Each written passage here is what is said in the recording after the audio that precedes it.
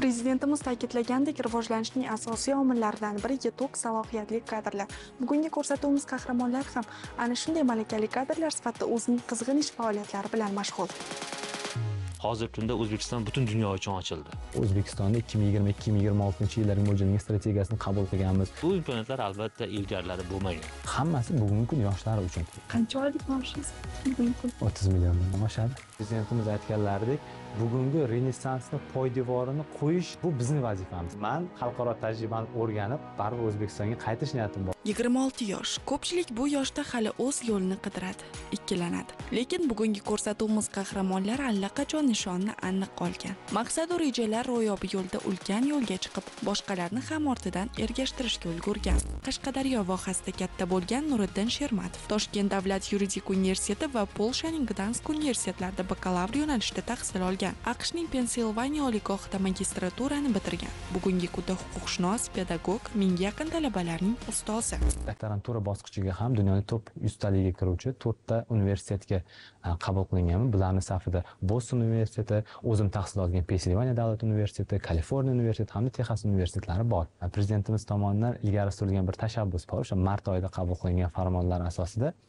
siz top universitetlarga doktorantura yoki magistratura bosqichiga qabul qilinadigan bo'lsangiz, siz El-yurt umidi jamg'armasida alohida kvota asosida imtihonlarsiz endi grant yutishingiz ham mumkin. Ya'ni prezidentimiz har doim aytadilar majlislarda, menda pul bor, resurs bor, qani shuni qiladigan odam. Shu mana ta'lim olmoqchimisan, ishlamoqchimisan, nima kerak bo'ladigan bo'lsa, hamma narsa bor, faqat uni amalga oshirishimiz kerak xolos. Menga faqat o'zimning harakatim va prezidentimiz bizga yaratib bergan shart-sharoit yordam beradi. Ikki xil kasb, boshqa yo'l. Bu ikki qahramonni birlashtiruvchi jihat avvalo vatanga muhabbat, kasbga sadoqat. Ular qo'ygan oliy maqsad va oylik daromadda. Bizga berilayotgan imkoniyatlarni to'g'ri foydalana olishimiz bu hayotiy zarurat desam ham bo'ladi. Davlat bizga ovoz berish huquqini beryapti. Lavozimlarga tayinlash imkoniyatimiz bor. Mana yosh bo'lib turib parlamentning a'zosi bo'lishimiz mumkin.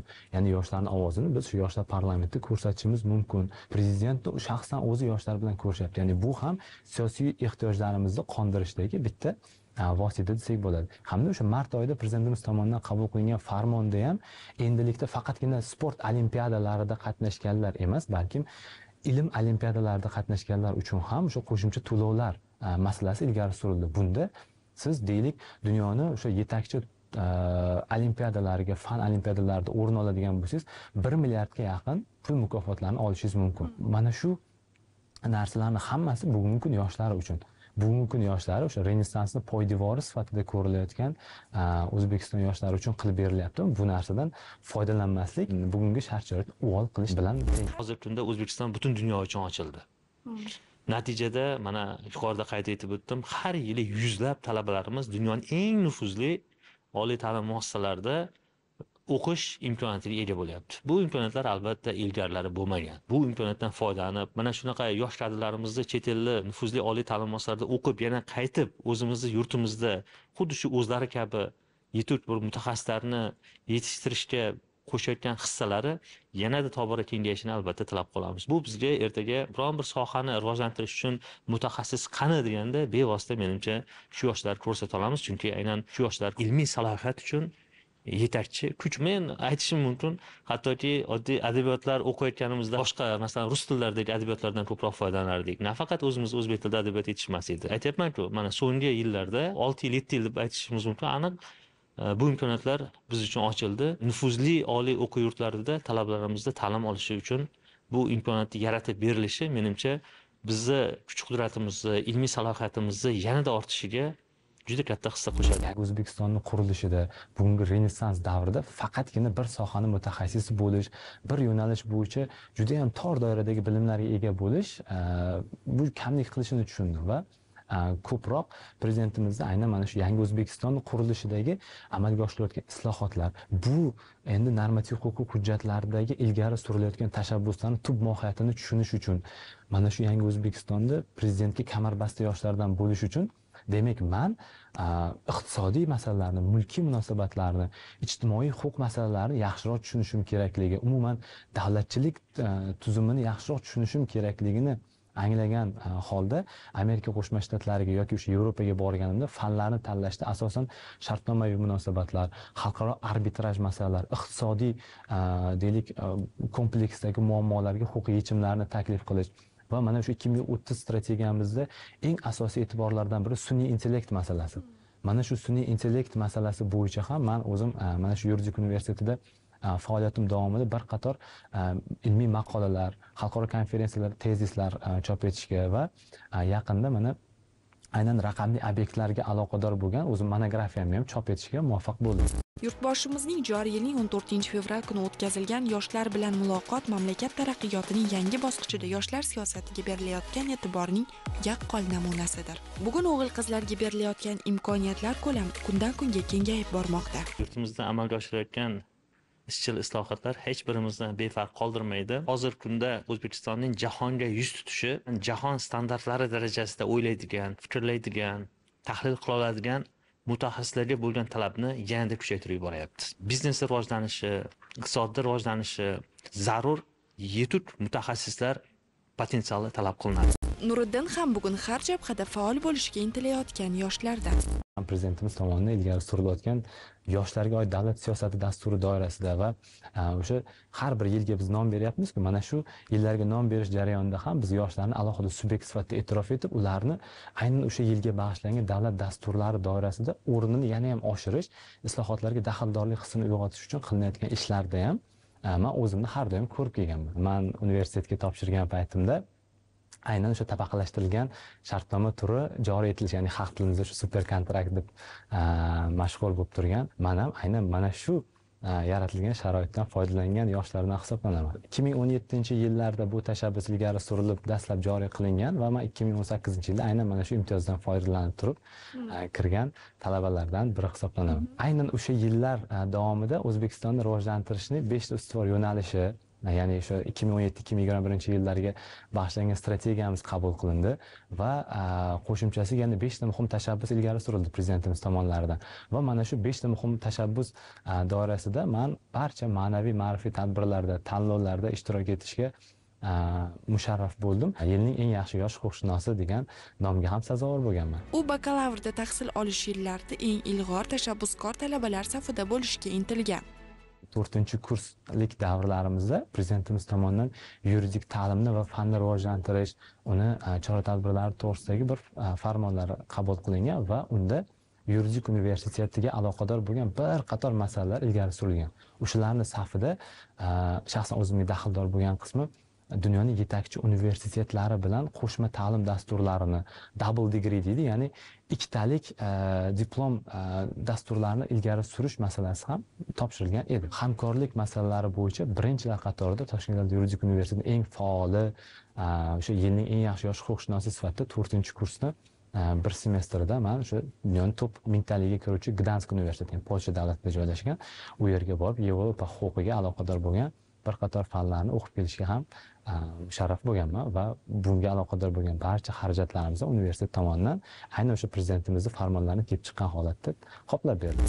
Qahramonimiz huquqshunoslik yo'nalishida tahsil olgan bo'lsa-da, pedagogika sohasini tanladi. Yuridik universiteti dunyoning top 100taligiga kiruvchi bir qator universitetlar bilan hamkorlik memorandumlarini imzolagan va ularning safida men o'zim magistratura bosqichini tamomlaganim Pensilvaniya davlat universiteti ham bor edi. Mana shu universitetni bitirish asnosida men qaytib kelganimdan so'ng prezidentimiz 62-60 sonli farmonlari bor. U farmonda yoshlarni har tomonlama qo'llab-quvvatlashga aloqador yana qo'shimcha chora-tadbirlar ham belgilab o'tilgan. Dunyoning yetakchi top 300talik reytingga kiruvchi universitetda tahsil olib qaytgan bo'lsa, bunda sizning oyliklaringiz, KPI ko'rsatkichingiga qarab belgilanadigan ustimalar yoki o'zingizning qanaqadir shaxsiy yutuqlaringizdan tashqari to'lanadigan ustimalardan tashqari ustuma. Ya'ni bu doimiy sizga 3 yil davomida to'lanadigan ustuma hisoblanadi. Ushbu farmon asosida siz dunyoning top 300talik universitetda tahsil olgan bo'lsangiz, ba'zi hisoblash miqdorini 20 barobar miqdorida ustuma qo'shib beriladi. Shaxsan o'zim top 100talikda o'qiganligim uchun oylikdan tashqari, KPI ko'rsatkichlarimizga belgilangan ustimalardan tashqari yana